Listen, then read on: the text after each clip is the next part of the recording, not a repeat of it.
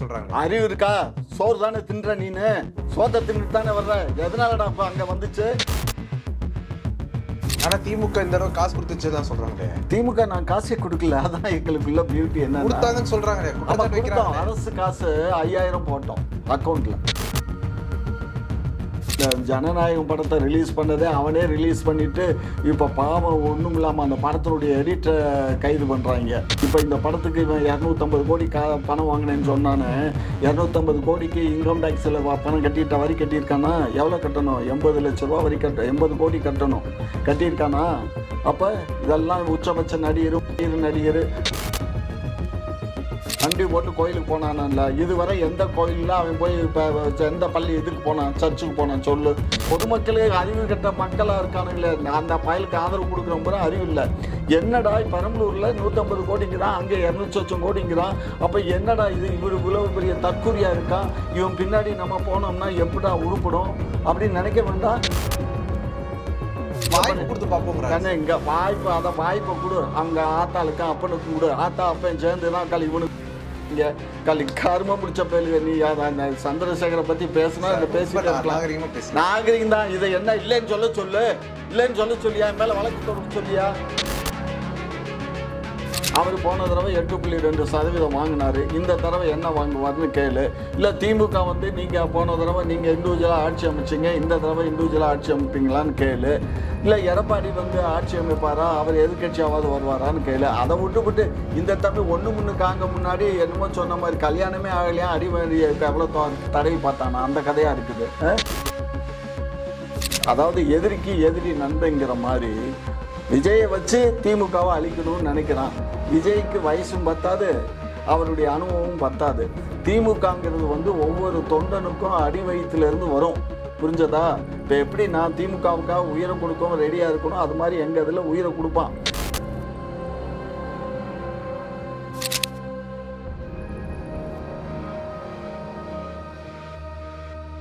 ஜாமா டிவி நேயர்களுக்கு வணக்கம். இன்று நம்மோடு நேர்காணல் பேசுவதற்காக அரசியல் விமர்சகர் திருமிகு காமாட்சி நாயுடு அவர்கள் நம்மோடு இருக்கிறார். வாருங்கள், அவரோடு பேசலாம். சார் வணக்கம். சார் வணக்கம். எப்படி இருக்கீங்க? நலமா இருக்கேன். தமிழக வெற்றி கழகம் இந்த தேர்தலில் சாதிச்சிருச்சு அப்படின்னு பாக்குறீங்களா, இல்லை சரிக்கிருச்சுன்னு பாக்குறீங்க? தமிழக வெற்றி கழகம் அமெரிக்காவுடைய ஜனாதிபதி ஆகும். ட்ரம்ப்புக்கு பதில் விஜய் தான் பிரசிடண்ட் ஆக போறார் அமெரிக்காவுக்கு. அமெரிக்க வெற்றி கழகம். ஆமாம், அமெரிக்கா வெற்றி கழகம். அமெரிக்காவில் அவர் ஜனாதிபதி ஆக போறாரு. அதுக்காக தான் எல்லா மாநிலங்கள்லையும் இருந்து சினிமா ஷூட்டிங்க்கு ஆளுகளை திரட்டிட்டு வர மாதிரி திரட்டிட்டு பெரிய ஒரு மாஃபை காட்டி என்னமோ அவருக்கு தான் இந்த தமிழ்நாட்டில் சப்போர்ட் இருக்குங்கிற மாதிரி ஒரு சீனை கிரியேட் பண்ணி ஏதோ டெவலப் பண்ணாங்க. அதெல்லாம் அந்த மக்கள் இங்கே வாக்களிக்க முடியாது. இல்லை, இங்கே இருக்க மக்கள் தானே வாக்களிக்கணும். அதை தெரியாமல் என்னமோ தம்பி அந்த தட்டக்காட்டில் ஓடி விளையாடுற மாதிரி விளையாடிக்கிட்டு இருக்காங்க. இன்னைக்கு கூட இன்னொன்றும் போட்டிருக்காங்க. யார் யாரெல்லாம் அந்த கேரவனுக்குள்ளே இருந்தாங்க, அந்த கேரவனில் இருந்த பிள்ளைகள்லாம் எப்படி கத்துச்சுங்க, அந்த பிள்ளைகளெல்லாம் நான் அடுத்தடுத்து நானே இன்டர்வியூ பண்ணி போட போகிறேன். என்னென்னா எல்லாத்தையும் தோலை விற்க போகிறேன். எல்லாத்தையும் லிஸ்ட்டு கையில் வந்துருச்சு. எங்களுக்கு எத்தனை லாரிகள் வந்தது, எந்தெந்த தேதிகளில் வந்தது, எந்த நம்பரில் வந்தது, எங்கே இருந்த ஆட்கள் கொண்டு சினிமா ஷூட்டிங்க்கு ஆள் திறக்க சொல்லுவாங்க. அதை கேரளாவிலேருந்து ஆந்திராவிலேருந்தும் கர்நாடகாவிலேருந்தும் இங்கே ஒரு 20, அங்கேருந்து ஒரு 50 இப்படி கூட்டிகிட்டு விட்டுருக்காங்க. இதுக்கெல்லாம் பணம் செலவு பண்ணதெல்லாம் ஆந்திராவுடைய மணல் மாஃபியா தான் எல்லாமே செலவு பண்ணியிருக்காங்க. முதல் மாநாட்டுக்கு என்ன ஆதாரம் இருக்கு? அதான் ஆதாரம்லாம் நாங்கள் கையில் வச்சுருக்கோம்ல. அதான் ஆதாரம்லாம் இன்னும் பேச முடியுமா? இப்போ எல்லா ஆதாரம்லாம் கேதர் பண்ணிட்டோம். ஒன்றும் வேண்டாம். இப்போ 20 லட்ச ரூபா கொடுத்தாருல ஒருத்தருக்கு. மொத்தம் எத்தனை பேர்த்துக்கு கொடுத்தாரு? மொத்தம் எத்தனை பேர்த்துக்கு கொடுத்தாரு? எத்தனை கோடி ஆச்சு? அந்த கோடி இப்போ ஃபைல் பண்ணார்ல, இவருடைய கையில இருந்து பணம் கொடுத்தாரு. தேர்தல் கமிஷன் அதிகாரிகள் எதுக்கு இருக்காங்க? அதெல்லாம் தேர்தல் கமிஷனே அவன் பிஜேபியினுடைய சொம்பு. புரிஞ்சதா? பிஜேபி இப்போ ஒன்றும் இல்லை, இந்த ஜனநாயகம் படத்தை ரிலீஸ் பண்ணதே அவனே ரிலீஸ் பண்ணிவிட்டு இப்போ பாவம் ஒன்றும் இல்லாமல் அந்த படத்தினுடைய எடிட்டரை கைது பண்ணுறாங்க. அது ஒருத்தங்க கெஸ்ட்டாக அன்னைக்கு சினிமா பற்றியே தெரியாது, எடிட் பண்ணணும் வாங்கன்னு கூப்பிட்டு போயிருக்கானுங்க. கடைசியில் அவன் எனக்கு சினிமா இதெல்லாம் எடிட் பண்ண தெரியாதுன்னு வெளியில் வந்துட்டான். அவனை போய் கைது பண்ணாங்க. இப்போ என்ன பண்ணியிருக்கானா, அந்த படத்தினுடைய எடிட்டர் இருக்கார் இல்லையா, அவரை கைது பண்ணியிருக்கானுங்க. ஏன்டா ஒரு K4ல் அப்படியே படத்தை ரிலீஸ் பண்ணுறது அவ்வளோ தைரியமாக எவனாவது பண்ணுவானா? இவங்க பண்ணிக்கிட்டு இவங்கெல்லாம் போட்டுக்கிட்டு இவங்க சென்சாருக்கே போகாத படத்தை இவனுக்கு அப்படியே எடுத்து ரிலீஸ் பண்ணிட்டு அவனுக்கு நஷ்டீடை கொடுத்து, யாருக்கு படத்தை எடுத்தவனுக்கு கொஞ்சம் நஷ்டீடை கொடுத்துட்டு இதுக்கு குல்முல் வேலை பார்த்துருக்கான். இப்போ இந்த படத்துக்கு இவன் 250 கோடி பணம் வாங்கினேன்னு சொன்னானே, 250 கோடிக்கு இன்கம் டேக்ஸில் பணம் வரி கட்டியிருக்கானா? எவ்வளோ கட்டணும்? 80 லட்ச ரூபா வரி 80 கோடி கட்டணும். கட்டியிருக்கானா? அப்போ இதெல்லாம் உச்சபட்ச நடிகர் நடிகர் தான், அதில் ஒன்றும் நான் இல்லைன்னு சொல்ல. நல்ல நடிகர் தான், நல்ல சினிமா தான், அதை பற்றி ஒன்றும் இல்லை. மக்கள்கிட்ட நிறைய வரவேற்பு இருக்குது. மக்கள் அதான் நான் தான் சொல்கிறேன்ல, எல்லாம் இதெல்லாம் வந்து கட்டமைக்கப்பட்டது. இப்போ நீங்கள் எப்படி இவனை பற்றி பேசுகிறீங்க, எப்படி உங்கள் சேனல் இன்னைக்கு டெவலப் ஆகிட்டு இருக்குன்னா, விஜய்க்குனுடைய பசங்க இருக்கானுங்கள, பொடி பசங்க, அவனுங்க வச்சு தான் நீங்கள் பண்ணிக்கிட்டு இருக்கீங்க. வேறு ஒன்றும் கிடையாது. பூரா கண்ணை இப்போ ரொம்ப நாள் வெளில கண்ணு, இன்னைக்கு தேதி 25 ஆயிடுச்சா? இன்னும் என்ன மிஞ்சி போனால் இன்னும் ஒரு 9 நாள் 10 நாள் தான் எல்லாம் வெட்ட வெளிச்சமா ஆயிரும். அதுக்கப்புறம் பாருங்க. ஆனா பெரம்பூர்ல பாருங்க 86% வாக்குப்பதிவு நடந்திருக்கு. அதுல பாருங்க தாவேகா விஜய் போட்டிட்டு இருக்காரு. விஜய் அந்த இடத்துல ஜெயிப்பாரு. நம்ம பாக்க பாரு, அவன் கிறிஸ்துவன், அதனால அதை கிறிஸ்துவன் தொகுதியில் நின்றான். அதே மாதிரி திருச்சி, அங்கேயும் கிறிஸ்துவன் தொகுதி. ரெண்டாவதுக்கு அங்க திமுக இருப்பா, மண்டி போட்டு கோயிலுக்கு போனானல்ல, இதுவரை எந்த கோயில்ல அவன் போய் எந்த பள்ளி இதுக்கு போனான், சர்ச்சுக்கு போனான் சொல்லு? இதுக்கு முன்னாடி எந்த சர்ச்சுக்காவது போயிருக்கானா? சாந்தம் சர்ச் எப்போ போனான்? அடிக்கடி அந்த படம் போட்டோஸ்லாம் பார்ப்போமே. போட்டாஸ் பார்ப்பீங்களே தவிர அவன் சர்ச்சில் போய் சாமி கூட போட்டதில்லை. சினிமாவுக்கு வேணால் அந்த சர்ச்சுக்கு போன மாதிரி வேணால் எடுத்துருப்பாங்களே தவிர அவன் அதெல்லாம் கிடையாது. ஏன்னா அவனுடைய வெல்விஷர் அந்த இதுக்கு போயிட்டு வர்றதை இவர் எடுத்திருப்பார். புரியுதா தம்பி? இங்கே பாருங்கள், அவர் நல்லவராக இருக்கட்டும், வல்லவராக இருக்கட்டும். எப்போ ஒருத்தன் வந்து எம்ஜிஆர் வந்து கண்ணு, அவர் எம்ஜிஆர் ஆட்சி காலத்துக்கு அப்புறம் என்ன கண்ணு அவர் வச்சுருந்தார்? அந்த சொத்தெல்லாம் யாரு கண்ணு? எவ்வளோ சொத்து வச்சுருந்தாரு, எவ்வளோ எழுதி வச்சார் சொல்லுங்கள் பார்ப்போம். அது மாதிரி மக்களுடைய சேவை தான் கண்ணு மகேசன் சேவைன்னு எங்கள் பேரறிஞர் அண்ணா சொல்லியிருக்காரு. அது மாதிரி மக்களை எவன் பேணி காக்குறானோ அவன் தான் இந்த நாட்டை ஆளணுமே தவிர, மக்களை வச்சு மால் ப்ராக்டிஸ் பண்ணி எவன் ஒருத்தன் சம்பாதிக்கணும்னு நினைக்கிறானோ அவன் ஆரம்பமே இப்படி இருந்தால் முடிவு எப்படி இருக்கும்? ஆரம்பம் வந்து சாதாரணமாக இருந்து வந்தால் கூட பரவாயில்ல. ஆரம்பத்திலேயே ஆட்டையை போட்டு ஒவ்வொருத்தங்கிட்டையும் மாவட்ட செயலாளருக்கு நான் 40 லட்சம் கொடு, ஒன்றிய செயலாளருக்கு 10 லட்சம் கொடு, 5 லட்சம் கொடுன்னு இவ்வளோ பணங்களை எல்லாம் கலெக்ட் பண்ணி அந்த பணத்தில் தான் இவன் செலவு பண்ணுறானே தவிர இவன் காசு இதுலேருந்து செலவு பண்ணலையே. இப்போ வந்துருச்சு இல்லை, இப்போ அதுலேயே ஒழுக்கம் இல்லை. இங்கே வந்து பெரம்பலூரில் வந்து பண்ண நாமினேஷனில் கொடுத்த அந்த அக்கௌண்ட் வேறு, திருச்சியில் கொடுத்தா அந்த அக்கௌண்ட் வேறு. அப்போ ஒரு 2 தொகுதிக்குமே வேரியேஷன் வருது. அதுக்குள்ளே சம்பாரிச்சிட்டானா இங்கே நாள் கொடுக்குறான், 3 அடுத்த நாள் அங்கே போய் கொடுக்குறான். அதுக்குள்ளே இவ்வளோ வருமானம் வந்துருச்சு அந்த ஆளுக்கு. இதெல்லாம் வந்து பொய்ன்னு உங்களுக்கு தெரியலையா? இதெல்லாம் தவறுன்னு தெரியலையா உங்களுக்கு?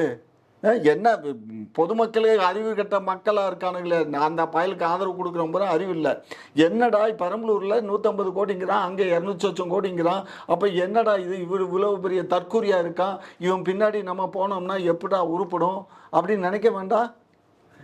ஆனா ஆதரிக்கிறாங்களா? அவ்வளவு பேர் ஆதரிக்கிறாங்க. அவ்வளவு பேர் ஆதரிக்கிறதா கண்ணு? வாய்ப்பு கொடுத்து பார்ப்போங்க கண்ணு. இங்க வாய்ப்பு, அதை வாய்ப்பை கொடு. அவங்க ஆத்தாளுக்கும் அப்பனுக்கும் கொடு. ஆத்தா அப்பன் சேர்ந்து தான் களி இவனுக்கு களி கரும முடிச்ச பேலுங்க. நீ அந்த சந்திரசேகரை பத்தி பேசினா இந்த பேசிட்டு நாகரிகம் தான். இதை என்ன இல்லைன்னு சொல்லியா? என் மேல வழக்கு தொடுக்க சொல்லியா? நான் கூட்டிட்டு வந்துடுவேன். எவன் வேட்ட போய் படுத்தாங்கிற போது கொண்டு லிஸ்ட் இருக்கு. அது ஒன்றும் இல்லை. அந்த பின்னணி பாடகி இல்லை, அந்த பிள்ளைகிட்ட சொன்னாலே போதும், யார் யாருன்னு லிஸ்ட்டு கையில் கொடுத்துரும். என்னமோ நான் என்னமோ பேசுகிற மாதிரி பேசுகிறேன். எப்பா சினிமாவில் பர்சனல் எல்லாம் இப்போ இருக்குது கண்ணு. சினிமான்னா அதெல்லாம் அலவுடு கண்ணு. நான் அதை வந்து குற்றம் சொல்ல வரல. ஆனால் எந்த இதுலேயுமே அப்பாவும் மகனும் ஒரு உதவி யூஸ் பண்ணுறான்னா அப்புறம் என்ன மரியாதை இருக்குது இவங்களுக்கு? மானங்கட்ட போயிடுவோம். அடுத்த கேள்வி கேளு.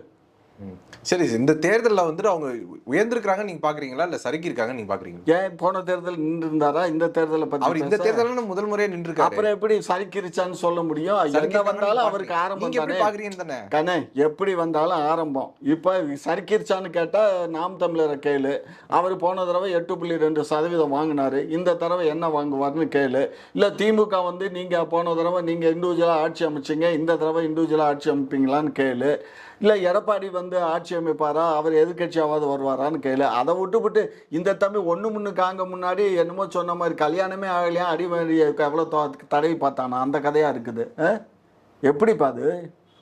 உண்மை என்னன்னு தெரிய வேண்டாமா? சரக்கு இருந்தால் தானே கண்ணு. அவர் பழமொழி சொல்லுவாங்க கண்ணு, சரக்கு முறுக்கா இல்லை செட்டியார் முறுக்காம்பா.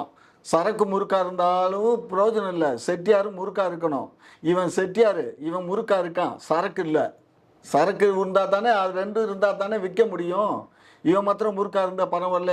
எத்தனை தொகுதிக்கு போயிட்டு கேன்சல் பண்ணான், கூட்டம் வராதனால கேன்சல் பண்ணிட்டு போனான். ஆனா அவருக்கு நெருக்கடிகள் இருந்தது இல்லைங்களா கண்ணே, கூட்டம் நடத்தக்கூடாது அப்படின்னு நிறைய நெருக்கடிகள் இங்க கொடுத்தாங்க. பாரு கண்ணே, இதெல்லாம் சும்மா அந்தாசுப்பா. என்னைக்கு தேர்தல் பொறுப்பாளர்கள் வந்து இதை எடுத்துக்கிட்டாங்களோ அன்னைக்கே ஐஜியை டிஜிபியை மாற்றினானுங்க, சீஃப் செக்ரட்டரியை மாற்றினானுங்க, சிட்டி கமிஷனர், எல்லா காவல்துறையும் அவங்க கண்ட்ரோலுக்கு வந்துடுச்சு. அவங்க மாற்றி எல்லாமே விஜய்க்கு ஆதரவாக தான் பண்ணாங்க. நீங்கள் நினைக்கலாம், என்னடா என்டிஏ கூட்டணியை விட்டு எதுக்கு பாஜக இந்த ஆளுக்கு ஆதரவு தெரியுதுன்னா, எப்படியாவது திமுகவை ஒழிக்கிறதுக்கு ஏதாவது ஒரு வழியில் பண்ணணும் அப்படிங்கிறது தான் ஒன்றிய அரசனுடைய அஜெண்டா. அந்த அஜெண்டாவுக்கு இந்த தம்பியை பயன்படுத்துனாங்க. நான் இன்னைக்கு இல்லை கண்ணு, நான் அன்னைக்கே சொன்னேன், இந்த 41 பேர் செத்த அன்னைக்கு அதை வந்து தமிழ்நாடு அரசு பெண்ண மிகப்பெரிய தப்பு இந்த தம்பி மேல எஃப்ஐஆர் போடாது தான். அந்த எஃப்ஐஆர் போடாதனால என்ன பண்ணிட்டான், படக்குன்னு சுப்ரீம் கோர்ட்டில் கேஸை போடுற மாதிரி போட்டு இப்போ சிபிஐக்கு அங்கே இருக்கிறதெல்லாம் ஒன்மேன் கமிஷனை கேட்டு இங்கே நாங்களே கேட்காமலே இங்கே இந்த ஸ்டேட்டில் வந்து அந்த ஹைகோர்ட் ஜட்ஜு ஒரு கமிஷன் போட்டு அவங்க என்கொயரி பண்ணிக்கிட்டு இருந்தாங்க. அதெல்லாம் ஸ்டாப் பண்ணி சுப்ரீம் கோர்ட்டுக்கு போனான். ஸோ சுப்ரீம் கோர்ட்டுக்கு போன உடனே ஒரு ரிட்டையர்டு ஜட்ஜை வச்சுட்டு அந்த ஜட்ஜு தலைமையில் ஒரு என்கொயரி கமிட்டி போட்டான். எவ்வளோ நாள் ஆச்சு என்கொயரி கமிட்டி போட்டு? வந்துச்சா? இப்போ இவனுக்கு எகென்ஸ்டாக இருந்திருந்தா, கொஞ்சம் சொல்கிறத கேளுங்க, விஜய்க்கு எகென்ஸ்டாக இருந்திருந்தா ஒன்றிய அரசு இந்நேரம் அதை வெளியிட்டு இவனை பிடிச்சி அரெஸ்ட் பண்ணியிருப்பாங்க. ஏன் அதை வெளியிடலைன்னா, இவனுக்கு ஆதரவாக இருக்கிறதுனால வெளியிடலை. நாளைக்கு அப்படியே வெளியிட்டாலும் கூட இவனுக்கு ஆதரவாக தான் அதை காட்டுவானுங்களே தவிர எதிராக காட்ட மாட்டான். ஏன்னா அதாவது எதிரிக்கு எதிரி நண்பங்கிற மாதிரி விஜயை வச்சு திமுகவை அழிக்கணும்னு நினைக்கிறான். விஜய்க்கு வயசும் பத்தாது, அவருடைய அனுபவமும் பத்தாது. திமுகங்கிறது வந்து ஒவ்வொரு தொண்டனுக்கும் அடி வயிற்றுலேருந்து வரும், புரிஞ்சதா? இப்போ எப்படி நான் திமுகவுக்காக உயிரை கொடுக்கவும் ரெடியாக இருக்கணும், அது மாதிரி எங்கள் இதில் உயிரை கொடுப்பான். உண்மையில் சும்மா வந்து நாங்கள் வந்து 1000 அக்கா இருக்கோம், 1000 தங்கச்சி இருக்கோம், இந்த நாங்கள் 1000 பேர் நான் அவளுக்கு பொண்டாட்டியாக கூட இருந்துட்டு போகிறோம், எப்படி சொன்னால அதை இது ஏதாவது இந்த தம்பி கண்டிச்சிச்சா? நான் என்ன சொல்றேன், நீ பொலிட்டீஷியன். சரி, எனக்கு ஒரே ஒரு கேள்வி சார். என்னன்னா, அந்த கரூர் சம்பவத்தை வச்சு நீங்க சொன்னீங்க இல்லைங்களா, இப்போ விஜய் வந்து கூட்டத்துல பேசியிருக்கிறாரு, கரூர் விவகாரத்துல நாங்க யாரையும் குற்றம் சொல்ல விரும்பலன்னு சொன்னது இதே திமுக அரசு தான், ஆனா எங்க மேல பழிய போடுறாங்க இப்ப அப்படின்னு சொல்றாங்க. அறிவு இருக்கா? சோறு தானே தின்ற, நீனு சோத்தை தின்னுட்டு தானே வர்ற. எதனாலடா அங்க வந்துச்சு? எதனால வந்துச்சு? நீ தானே பஸ்ஸை நிப்பாட்டாம உள்ள போனதுனால தானே நினைச்சு. உன் கூட்டம் தானே, உன் கூட்டத்தில் உனக்கு செத்தானா அப்ப எனக்கா செத்தான்? உனக்கு தான்டா செத்தான். அடா அறிவு கட்ட ஜென்மமே, இது கூட உனக்கு தெரியல. நீனா என்ன அரசியல் பண்ற? ஏன் இவ்வளவு கடுமையா நீங்க பேச? என்ன அப்புறம் என்ன இதெல்லாம் ஒரு, அதாவது நான் தான் முதலமைச்சரே குற்றம் சொல்றேனே, அன்னைக்கே அரெஸ்ட் பண்ணியிருக்கணும், எஃப்ஐஆர் போட்டு அன்னைக்கே அரெஸ்ட் பண்ணியிருக்கணும். அது விட்டதே தப்புன்றனா, அது தப்பு. அந்த தப்பு தான் இப்போ இந்த ஆளு இந்த அளவுக்கு வளர்ந்தது, புரியுதுங்களா? அதே மாதிரி வெளி மாநிலங்கள்லேருந்து ஆளுகளை கொண்டுட்டு வரும்போது அன்னைக்கு இந்த போலீஸ் தடுத்து நிப்பாட்டி ரிட்டர்ன் பண்ணியிருக்கணும். நாங்கள் ஷூட்டிங்க்கு போகிறோம்னு சொன்னாங்க. ஷூட்டிங்னா எங்கே ஏது என்னங்கிறதெல்லாம் கேட்டுருக்கணும், கேட்டுட்டு அனுமதிச்சிருக்கணும். சும்மா மாநாட்டுக்கு அங்கேருந்து இங்கேருந்து லாரிகளை கொண்டுட்டு வந்து இங்கே கூட்டங்களை பண்ணுறது, அவன் போகிற மாவட்டங்கள்லாம் ஒரு 10 லாரியில் 20 லாரியில் கொண்டுட்டு வந்து கூட்டங்களை குமிச்சு ஒரு சீன் காட்டுறது, என்ன இதெல்லாம்? கண்ணே இங்கே பாரு கண்ணே, நான் ஒரு அரசியல் கட்சி வச்சு நடத்தினவன், எனக்கு அரசியல்னா என்னன்னு தெரியும். நானும் 62லேருந்து அரசியலில் இருக்கேன், திமுகவில் இருக்கேன். 72ல் அண்ணா திமுக போனேன், மறுபடியும் காங்கிரஸ் போனேன், பிஜேபி போனேன், மறுபடியும் திமுகவுக்கு வந்துட்டேன். ஏன்னா திமுக தான் இந்த நாட்டுக்கு, இந்த நாட்டு மக்களுக்கு நலன் பயக்கக்கூடிய ஒரு கட்சி, புரியுதுங்களா? மற்ற கட்சியெல்லாம் சொல்லுவாங்க, செய்ய மாட்டாங்க. இதே எடப்பாடி பழனிசாமி ஆட்சி ஆகும்னு இந்த ஆளெல்லாம் பேசுகிறாரு. இந்த சென்ட்ரல் கவர்மெண்ட்டுடைய பயோடேட்டா இருக்குது, அவருடைய ஆட்சியில் என்ன நடந்துச்சு, எங்கள் ஆட்சியில் என்ன நடந்துச்சு, எத்தனை குற்றச்செயல்கள் அப்படிங்கிறதெல்லாம் லிஸ்ட் அவுட் இருக்குது. ரேப்பெல்லாம் எங்கள் ஆட்சியில் தான் இருந்துங்கிற மாதிரி எல்லாரும் பேசுகிறீங்க. அதில் பாருங்கள், அவ்வளோ அந்த சென்ட்ரல் கவர்மெண்ட்டுடைய அந்த லிஸ்ட்டில் அதிமுக ஆட்சியில் தான் அதிகமாக நடந்திருக்கு. ஆனால் அதே சமயத்தில் மற்ற மாநிலங்களில் நடக்கிறத காட்டிலும் தமிழ்நாட்டில் இந்த 5 ஆண்டு காலத்தில் குறைவாக தான் இருக்குது. இப்படி எல்லாம் டேட்டா வந்து சென்ட்ரல் கவர்மெண்ட் தான் கொடுக்குது. இன்றைக்கு இந்தியாவிலேயே வந்து 2வது மாநிலமாக தமிழ்நாடு தான் வரி கட்டுறதுல இருக்குது. அதே மாதிரி தொழில் முனைவோர்கள்லையும் எல்லாத்துலேயும் நம்பர் 1 இருக்கும். கட்டமைப்பு வசதிகள்லையும் நம்பர் 1. இந்த நம்பர் 1 இருக்கிறத கொண்டுட்டு போய் நாசமாக்கணும்னு முடிவு பண்ணி உக்காந்துட்டு இருக்கான். ஏன்னா பாரதிய ஜனதா நாங்கள் இந்த இன்னொரு 5 ஆண்டு ஆண்டுட்டோன்னு வச்சுக்கோ, எந்த கொம்பனாலும் இனி திமுகவை அழிக்க முடியாது. ஏன்னா அந்த அளவுக்கு கட்டமைப்பு வசதிகளை நாங்கள் நிறைய பண்ணி வச்சு பெண்டிங்கில் இருக்குது. அதெல்லாம் முடிச்சிருவோம். இந்த 5 ஆண்டில் முடிச்சிட்டோம்னு சொன்னால் அருமையாக இருக்கும். அதாவது சிங்கப்பூரோ அல்லது வெளிநாடுக்கு ஈக்குவலாக தமிழ்நாடு மாறிடும். புரிஞ்சுக்கோங்க. இப்போ அதிமுக வீழ்த்திட்டு அவங்க எதிர்க்கட்சியாக வந்துட்டாங்கன்னு என்ன பண்ணுவீங்க? யாரு? தாவேக்கா. அதாவது ஏதாவது ஊர் இருந்தால் ரோடு இருக்கும், இல்லை ரோடு போடணும்னு கேட்கலாம். ஊரே இல்லை ரோடு போடுங்கன்னு கேட்டாக்க என்னப்பா சமாச்சாரம்? அப்படியெல்லாம் நடக்காது கண்ணு. அதாவது சூரியன் வந்து கிழக்க தான் உதிக்கும், மேற்க உதிக்காது, மேற்க மறையும். மேற்க மறையிற சூரியன் கிழக்க உதிக்குதுன்னு தான் உண்மை. ஆனால் கிழக்க தான் மறையுது, மேற்க தான் உதிக்குதுன்னு சொல்லி கேட்டால் நான் என்ன பதில் சொல்கிறது சொல்லுங்கள்? ஆனா இப்ப அதிமுக ரொம்ப வலுவிழந்து போய் கிடக்குது. கண்ணே அப்படி சொல்லாதீங்க. அதிமுக வலுவிழந்திருக்கலாம். அதிமுக கூட யாரெல்லாம் இருக்காங்கிற அதையும் திங்க் பண்ணி பாருங்க. அதாவது இந்த பாரதிய ஜனதா கட்சி இருக்க எங்கள் கம்யூனிட்டிலேயே வயசான கிழங்கள்லாம் இருக்குல்ல, என்னை காட்டிலும் வயசான கிழங்கள், அதுக்கு பூரா நாமத்தை போட்டுக்கிட்டு தேவடான்னு இருக்கானுங்க. அந்த குரூப் எல்லாம் வந்து பாஜக குரூப்பு. அவன் பூரா அந்த கூட்டணிக்கு தான் இருக்கான். அதே மாதிரி வன்னியர்களில் ஒரு பெல்ட் இருக்காங்க, ஒரு சொற்பம். அதாவது வந்து வன்னியர்கள்னால் எல்லா வன்னியர்களும் அவங்கள கூட இல்லை, ஏதோ ஒரு தொகுதிக்கு பார்த்திங்கன்னா ஒரு 5000-10,000 வாக்காளர்கள் வந்து இருக்காங்க. ஸோ அப்படி இருக்க போது அந்த வாக்குகளும் அவங்களுக்கு இருக்குது. ஸோ வன்னியர்கள் வாக்கு இருக்குது. அதே மாதிரி மற்ற கம்யூனிட்டியில் பிஜேபிக்குன்னு 1%-2% வாக்குகள் இருக்குது. அதிமுக எம்ஜிஆர் விட்டுட்டு போனது, ஜெயலலிதா விட்டுட்டு போனது, அதில் ஒரு இருக்குது. அதெல்லாம் சேர்த்து கூட்டி கழித்து பார்த்தோன்னா அவங்களுக்கு வரும். ஆனால் அதிமுகவுக்கு இப்போ ஒரு இன்னொரு பின்னடைவுக்கு காரணம் என்னென்னா சசிகலா திரும்ப வந்தது. சசிகலா வந்து அது எங்கெங்கெல்லாம் அந்த ஆளுக்கு வெற்றி வாய்ப்பு இருக்குமோ முக்குளத்தூர் தொகுதியில் அந்த அம்மா கேண்டிடேட்டை போட்டு ஒரு 5000-10,000 ஓட்டை வாங்கிடும். அந்த அம்மா காசு கொடுத்துருக்கியா? ஒரு ஓட்டுக்கு 2000 ரூபா கொடுத்துருக்கு. நம்ப முடியல. ஆனா திமுக இந்த தடவை காசு கொடுத்துச்சுன்னு தான் சொல்றாங்களே. திமுக நான் காசே கொடுக்கல. அதான் எங்களுக்குள்ள பியூட்டி என்ன சொல்றாங்களே. அரசு காசு 5000 போட்டோம் அக்கௌண்ட்ல. அரசு பணத்தை 5000 இந்த வெயிலுக்கு எல்லாம் போட்டு ஒரு 3000 ரூபாயும், வெயில் அடிக்குதுன்னு ஒரு 2000 ரூபாயும் 5000 ரூபா போட்டு விட்டோம். மற்றபடி நாங்கள் இன்னும் காசு கொடுக்கல. நாங்கள் காசு கொடுத்ததை நிறைய பேர் இருந்தால் தான் பிடிச்சிருப்பீங்களே கண்ணு. பிடிக்கலையே. தேர்தல் நேரத்தில் நிறைய பேர் கொடுத்தாங்க அப்படின்னு சொல்லி பரவல ரோட்டில் எல்லாரும் நான் பேசுவாங்க. என்ன திமுக கொடுத்தான், அதிமுக கொடுத்தான், எல்லாம் கொடுத்தான். காசை வாங்கிக்கிட்டு ஓட்டு போடுறாங்கல்ல, அப்போ அவங்கள்ட்ட கேளுங்க, என்கிட்ட இது கேட்குறீங்க. சேகர் பாபுவுக்கும் தாவேக்காவுக்கும் ஒரு சண்டை நடந்துச்சு, அதெல்லாம் எப்படி பார்க்குறீங்க சார்? கண்ணே நீங்கள் ஒரு விஷயம் புரிஞ்சுக்கோங்க. தாவேக்காங்கிறது ஒரு சின்ன அதாவது எதுவுமே புரியாமல் அறியாமல் அந்த பசங்க இருக்கானுங்க. அவனுங்களை நம்ம பெருசாக எடுத்துக்கிட்டு பேச வேண்டிய அவசியம் இல்லை. அங்கே இருக்கக்கூடிய ஒன்றும் வேண்டாங்கண்ணே.